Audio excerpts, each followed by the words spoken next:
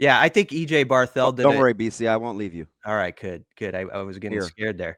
bring some. But I think Barthel did a good job recruiting him within the process. That's something that Jamal Rhule mentioned, that Nebraska was sort of one of those day ones as far as bigger schools that believed in him. And I think when it got down to it, I think it was a tough decision for him. And he even acknowledged that, like, the night before, he had a lot to think about. He liked Virginia Tech a lot too. But it's a good win for the Huskers. And then Danny Odom, that one felt kind of old school to me, where it was like day of, you're hearing buzz like, is Ohio State entering here? And it was supposed to be like a 4:00 Central announcement, and it ended up being like 4:40, and you're kind of wondering what's going on. And so whenever you get a player like him, top 247 defender, who other programs like Ohio State, like Oklahoma, are watching to see what he does, and there's some disappointment when he doesn't pick them, it's a pretty nice deal. So obviously you got to keep fighting the whole way with a player like that. What I like about Danny Odom, when you watch I know it's his highlights, it's his better stuff, but he's not just a good guy in man coverage. He likes to hit. He craves contact. And so I think that he's got a lot of tools besides just like he could lock someone down in 7-on-7 that you like as a football player. BC, do you have a little more confidence on like a Danny Odom staying as part of the class when he was fully aware of all the interest and offers he had before he committed to Nebraska, as opposed to like a CJ Brano, where it seemed like a lot of that stuff in terms of the higher level programs coming after him was after? Like, he knew the decision. Odom knew the decision he was making when he made it. Yeah, I think he saved Nebraska for the last OV, and so that was nice. And probably a lot of people in his ear the last 24 hours of that deal. But I think he trusted what went back to, honestly, like February, because he popped in for a visit then, and the groundwork was sort of laid. That was the trip that established with him, okay, Nebraska is not the stereotype as far as this campus that I thought it was going to be. I really like the coaches, and I think this is a big recruiting win for John Butler, Addison Williams. Addison Williams is a coach this month. I've done a lot of interviews with 27, 28 guys. Every one of them those DBs brings him up as just like how real he is, and one of those coaches who isn't just going to tell you, what you're good at and give you all the sunshine, but he's going to tell you what you have to work on. And the guys who really want to be elite players, they love that. They gravitate towards those type of coaches. And so I've heard about Addison Williams from recruits and interviews more than about any coach this month. I've interviewed maybe more DBs, so that's part of it. But that definitely stands out to me from one of the takeaways this summer is you're getting to know Addison Williams. And what I'm finding out is recruits really like his personality and just how genuine he is. Yeah, I would concur too, BC. First time he reached out, a couple times in a row, I know that Ravi just thinks I don't answer his call, but I didn't answer his call, Coach Williams' call either, because I didn't have his number typed in, but it came up Addison Williams, and I was like, there's no way. And I'm at state basketball. I'm like, he called back like 5 minutes later, and he left a message and kind of said who it was. So I walked out in the hallway or in the tunnel, and we kind of chopped it up a little bit, and we didn't talk one thing about football. We talked about his move and his father-in-law and my dad and the family and the kids, and it's going to be tough because he couldn't get him here until June because he wanted him to finish school. And we talked about everything but Caleb or football. And I left thinking, man, that was 19 or 20 minutes with a stranger that didn't feel strange at all. You can imagine, or I could imagine what he would be like if he's really trying to get something out of you. You know what I mean? Yeah. Like the authenticity was something you could definitely feel just given the dialogue. Yeah, and it feels like with at least 50% of recruits, they'll bring what you're talking about up as much, Damon. It's the coaches who, they want to talk ball and really get into it when they get to that. But when it's other things, they're totally invested in knowing about you and your family and learning about what makes you the person tick. And I feel like those coaches are the best recruiters. That matters so much to guys, that they're going to have a full relationship with a coach that's not just all about the film room. And so it seems like Addison Williams, as we're getting to know him more, does really thrive in those areas. I think it's fascinating the level of security that the coaching staff has to have, especially in the secondary, because I mean that would be like us. That would be like hiring 3 beat writers to do the same job, or to hire 3 number ones, or to hire 3 play-by-play guys and have somebody's job slightly different than what they're normally doing, right? You have a DC in Addison Williams, former DC. You have a first-time DC, but a well-experienced coach in John Butler. And then you have Phil Snow. So to watch those 3 work, I'm thinking to myself, well, shoot, do they have a built-in contingency plan? If you don't like one, you can lean on the other 2. If you don't like 2, there's always the one hammer. You can play to each other's strengths. You have a philosoph guy like Butler. You have a relational guy like Addison Williams, and you have the experienced technician like Phil Snow. Like, you're just allowed you have some margin of error within the position group because you've spread out the skill sets of the 3 guys that are heavily involved. Yeah, that's true. And it's such a large group too. Like, during the spring, you would, in the times we were over there, and granted it was brief, but you would see like Phil Snow, a coach with 4 or 5 decades of experience, working with like Bryson Weber, like one-on-one. And then, Addison Williams is over here with this collection of guys. And so I think it really allows the people in that room, the guys, to think like, I'm getting good coaching no matter who's in front of me. I've got a wealth of experience. And so it does seem like they've got a good system in place of how they've divided that up. We'll see what it looks like in the season. But Addison Williams was definitely one of those guys I was interested in learning more about. And I feel like the last 3 weeks, just hearing from recruits, you get a sense of his personality and the way he connects. And it's a good start. So this is a nice win with Danny Odom. But I also think they've got the foundation set for some really good 27s and 28s. We talked about this last week. If you can take off this season, it all works together. It's a pretty nice cocktail. BC, do you think the way they've structured this staff kind of tells you anything about the way they view the defense in terms of having the 3 former defensive back coaches and 3 former defensive coordinators or current defensive coordinators kind of on that side of the ball? Or does it sort of just even out the fact that you've got a D-line coach, an edge coach, and a linebackers coach on the front 7? Yeah, I don't know. I mean, I just think you're always looking for in each individual situation who best fits that, and then you want to hope it's going to connect together well, but you maybe don't know necessarily until you actually get out there, like how all those coaching pieces mesh. But they've really got a nice combination, I guess, is what I would say, of and Phil Simpson was upfront about this. You've got younger coaches like him with their opportunity, like him and Terry Braden, who are hungry. And not that the other guys aren't, but it's that like early hunger in your career. Like, I want to prove it. Let's develop these guys. Let's get everything out of them.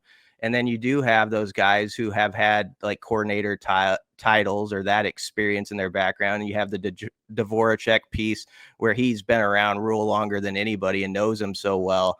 And so you check all these different boxes along the way, really, when you think about it, with coaches of all different levels and how they can feed off each other and maybe help somebody in an area where they need to strengthen their game as a coach. And so I always think that's a good thing.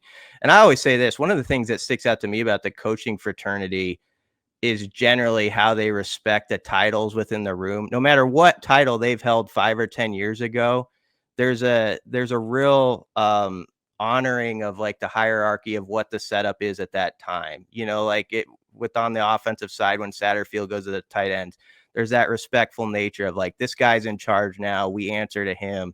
And I do think that's something in the coaching community that is pretty nice, that you see a lot where guys say, this is my role, I'm going to do it the best I can. I was this at one point in my career, now I'm this, but I'm going to just do what's in front of me and what my job is and learn from this guy while I'm doing it. And if you can get those type of minds in your building, that's huge. And it seems like they've got that.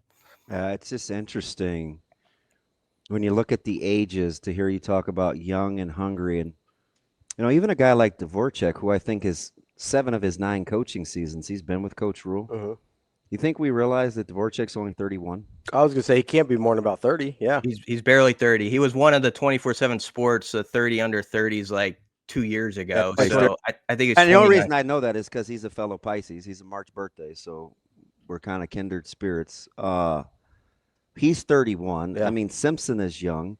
About Braden. It's just a unique kind of blend, but I like it because I'd kind of give it the example of our radio broadcast team where we're trying to put together the pieces of the pie, and not everybody can be the flour, not everybody can be the sugar, not everybody can be the filling, right? Like a good pie has multiple ingredients to make it in its totality. And when I think of the defense, I just think margin of error where you have checks and balances. Mm-hmm. If you need to make in-game adjustments or you don't like the game plan ahead of time, you have a couple of guys that you can bounce ideas off of. You can get different perspectives. You can, if a guy's locked, like sometimes, like during the course of it, I know people don't think this happens, but the reality of it is sometimes you just get locked as a coach where you're either in one thing too long or you're not seeing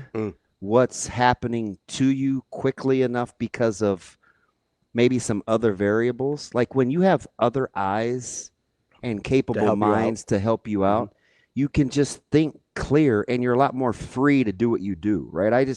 I look at it as, it sounds negative, but it's just built-in margin of error. Yeah. You have guys that I think can correct in game at a high level, have proven it, and the type of voices that another coach would respect if they come to him with something. So you hope that happens. I'm as interested in. I feel like we probably talk more in the offseason a little bit about the offense with obviously with Holgerson and Rhule and all that, but I'm just intrigued with this defense's change-ups they have, because I know they've got some tweaks in there. And I know they want to get better on third down. And if you look at like their third down numbers, it wasn't terrible last year, but they see that they can climb a couple percentage points there. If you look at their red zone defense, I was putting this number down.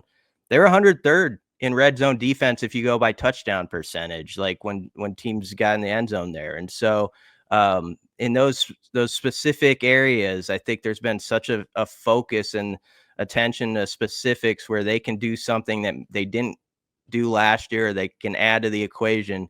And I'm pretty fascinated when we get to Arrowhead to see what those type of what they've come up with in the lab, basically. Hey, listen, how about this though, BC? If you tweak the red zone touchdown percentages, this 2 or 3 percentage points, you were talking about a defense last year that was top 20 in scoring defense, giving up 18.5 points a game.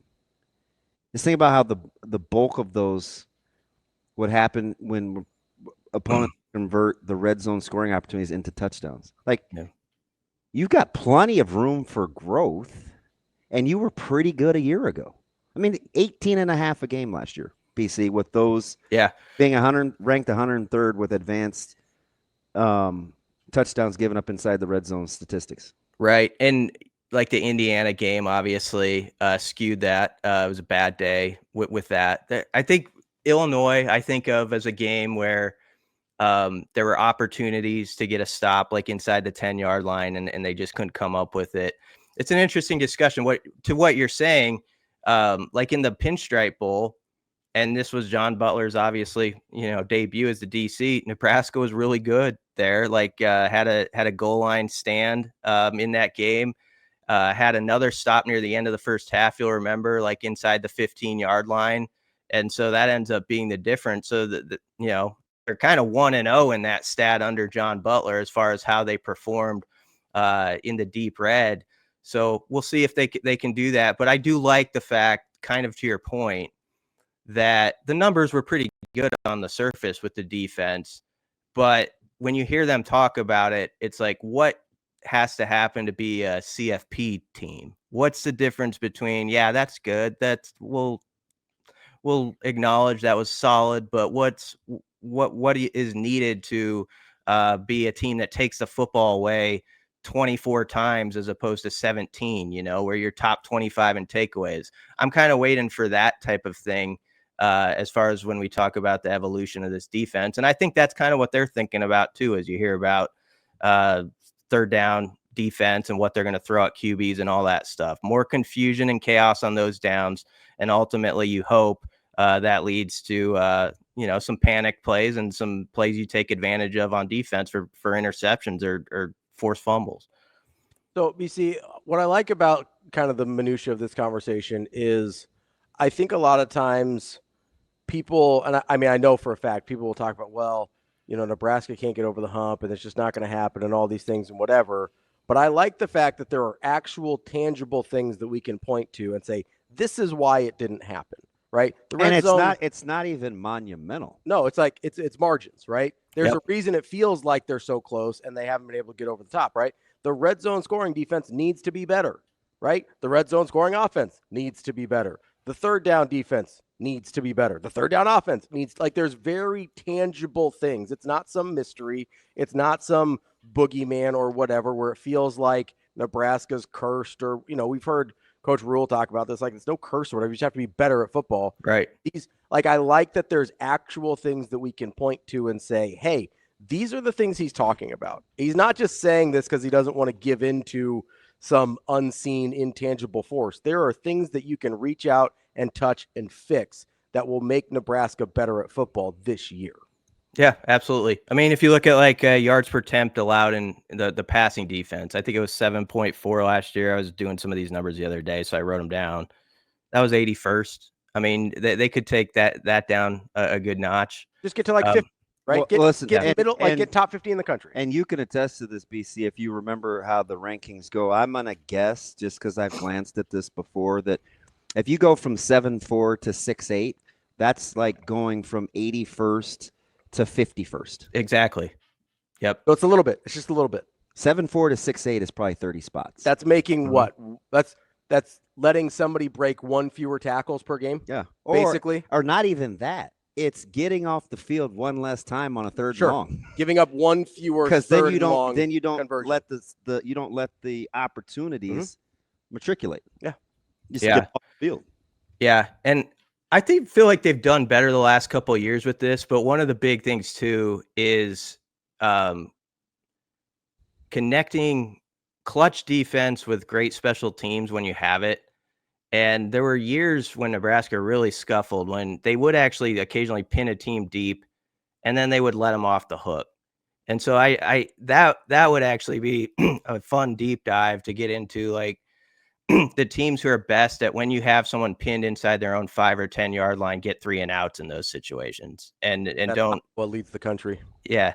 What's that? That I bet Iowa leads the country. Yeah. Well, that's probably why it's on my brain so much, because you see it right next door. A team that does a lot that makes you shake your head. They're like, what's up with that offense? But when they do that so well, it kind of makes up for it. And they look at it as an opportunity and not a hindrance. Exactly. So I think a lot of it is their mindset. Mm-hmm. Yep. And then once they do that, the offense only has to get 20 yards before they're in field goal range, and all of a sudden you have a bad offense that just got points.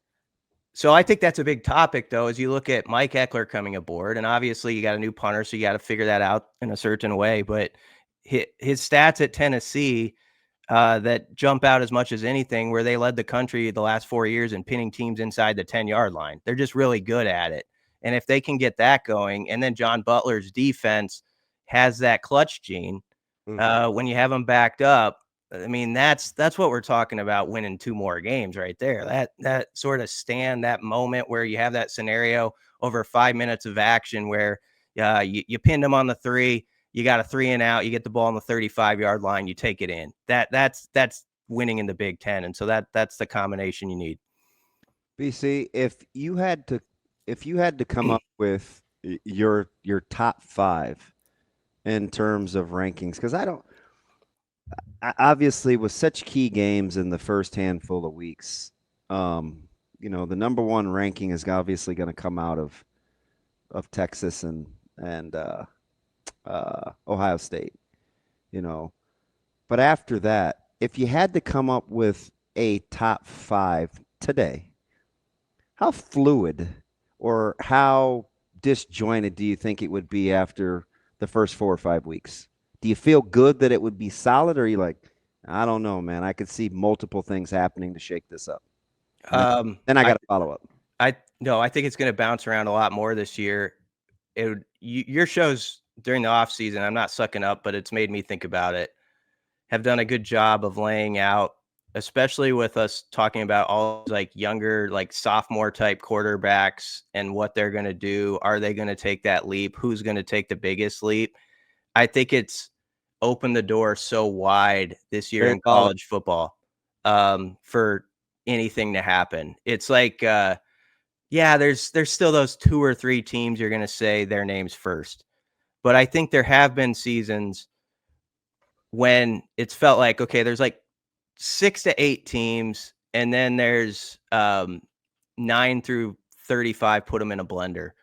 Now it's 2 or 3 teams, and I don't even feel that confident in them. And there's not really a gap. So the gap between the 2 and 3, so right?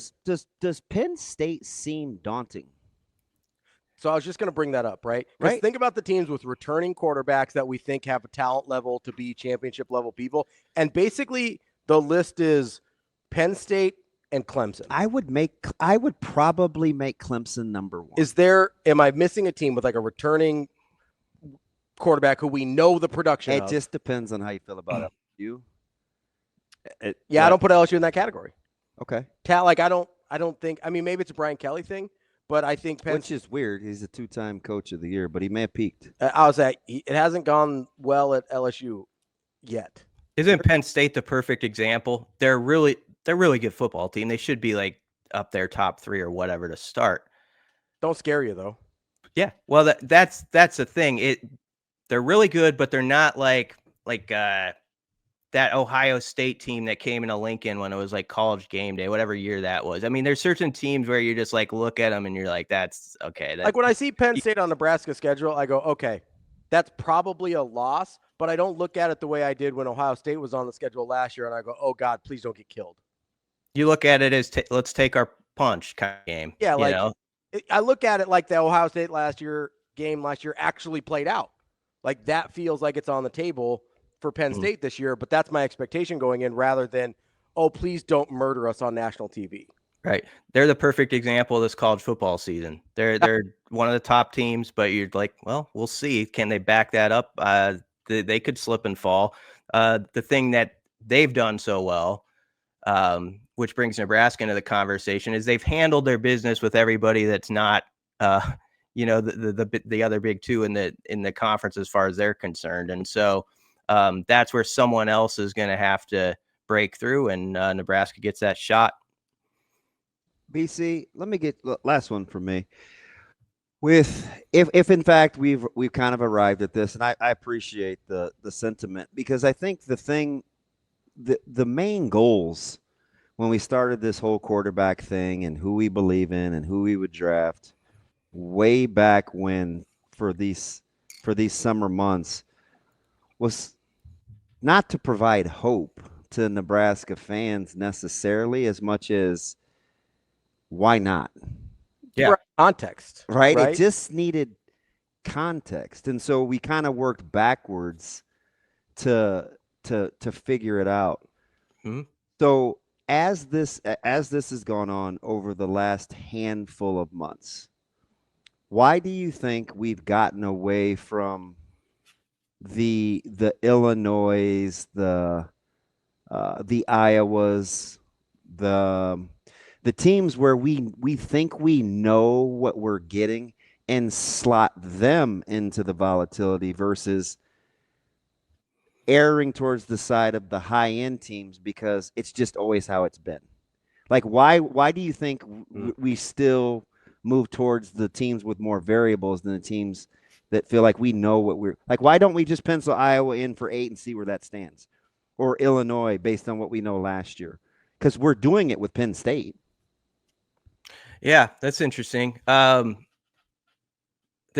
some there are intriguing variables within the team sort of that you mentioned within the Big Ten. Like most years, I actually do kind of pencil Iowa in for that 8 or 9, but I look at their schedule this year and I say, I don't know, that's pretty tough. They have a tougher draw than they usually get. And I know there's a knock or there's a feeling around here Iowa gets off the hook with scheduling somehow, but that's not the case this year, I don't think. And so that makes it them interesting, like what they do with that.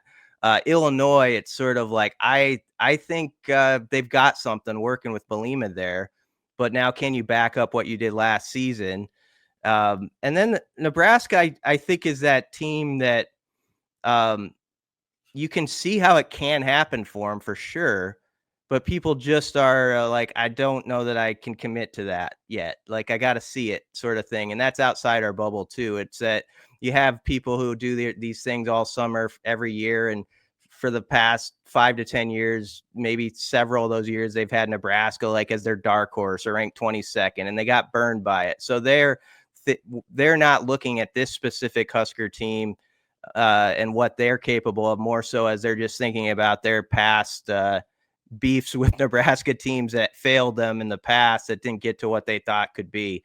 And so I think that's some of the summer dialogue and why it is the way it is. But it is a cool college football season in the sense that the door isn't just cracked open for teams to make the CFP. I think it's half open at least for third. I don't know. I think there's like 25, 30 type teams that could make a run at it when it's all said and done. I think there's that kind of parity. That's our guy, Brian Christopherson, Husker247. Great stuff. Always good, BC. BC. We appreciate the time. Thanks, guys.